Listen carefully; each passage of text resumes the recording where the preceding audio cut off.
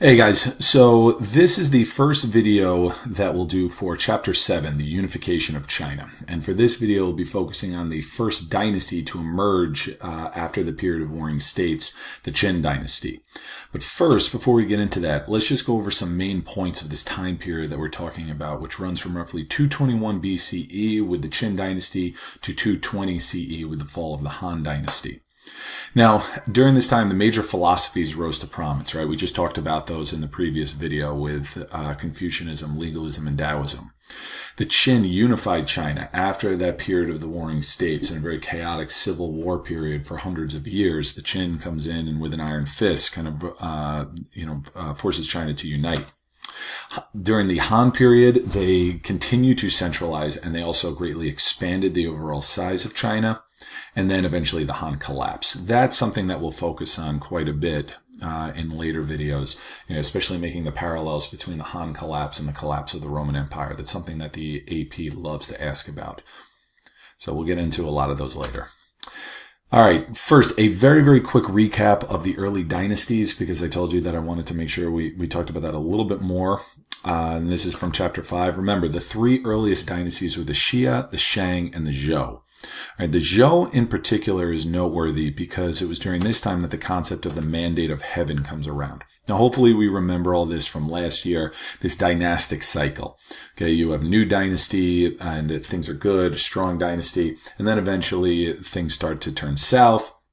Taxes go up, crime gets worse, the dynasty is looked at as being weaker, and then when you have natural disasters, that's looked at by the people as a sign that they have lost the mandate of heaven, and so rebellion is now justified, and so that dynasty is overthrown, and then a new dynasty comes. And that's how the Zhou justified their overthrow of the Shang. This would be a very, very important concept for much later time periods also. Even after Confucianism and whatnot, became the central ideology, the central philosophical ideology of China, the mandate of heaven was still around. It didn't disappear with Confucianism. And this period of the warring states from 475 to 221, the Qin Dynasty in particular is one that I want to draw your attention to. That was the westernmost one that would emerge as the dominant one. But it wasn't that there was no China. It wasn't that it was a total time of just total chaos and anarchy. I mean, within each of these states, you had centralized governments. The Qin in particular did a great job of centralizing their bureaucracy. It's just that there was no unified emperor. There was no unified central government. It would be as if a bunch of states in the U.S. were fighting against each other. They each had their own governors and court system and so forth, but there was no federal government to really administer laws. So that's what we're referring to the period of warring states. Now, out of this, the Qin Dynasty emerges. The Qin Dynasty was led by Qin Shi Huangdi, and he took the title of first emperor. Because in many ways, he was the first emperor of what would become China. The Qin Dynasty, sometimes it was westernized into with a CH, apostrophe IN. Kind of looks a little more familiar now. All right, that's where the more modern term China comes from. So even though that they would rule for a relatively short period of time, I mean, you look at it 221 to 207, they weren't around for very long. They would have a huge, huge lasting impact on Chinese history and Chinese culture. All right, now, as I said, they had a very strong centralized bureaucracy. It's one of the things that allowed them to rise to prominence against the other states. They were much more organized. They were able to administer government a lot more efficiently and effectively, and it turned them into a much more powerful state. Legalism was their way. We talked about legalism in the last one. Strict rules, harsh punishments. You get out of line, there's going to be problems. Shi Huangdi was a big, big proponent of that. The people grew tired of it quickly. It's one of the reasons why they lasted for such a short period of time, but it was necessary. Remember we said the period of the warring states, a very chaotic time. They needed somebody to come in and rule with an iron fist just to kind of keep control, and Shi Huangdi was that person. He also was an advocate of these massive public works, and the most famous of them being the Great Wall. Now, the Great Wall that started during the Qin Dynasty was very different from the ones you see in all the tourist magazines and videos. That wall was built much later. The Great Wall of China is actually a series of walls that were kind of completed over centuries. Shi Huangdi himself didn't even commission the building of the first walls. What he did was let me get these out of there first.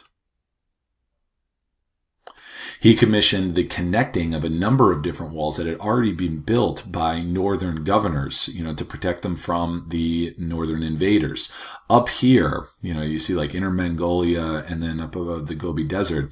These were pastoral nomads. These were people that lived on the steppes, and they were very, very proficient on horseback. We'll talk more about them later. But the earliest Great Walls were, what we consider to be the Great Wall.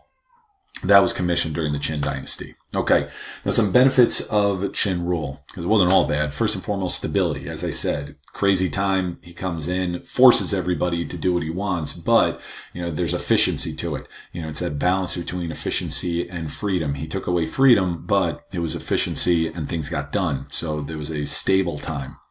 Currency and measurements. He recognized that in order to foster trade, in order to make a single economy, you needed to have everybody using the same type of currency, the same way that Darius did in the Persian Empire.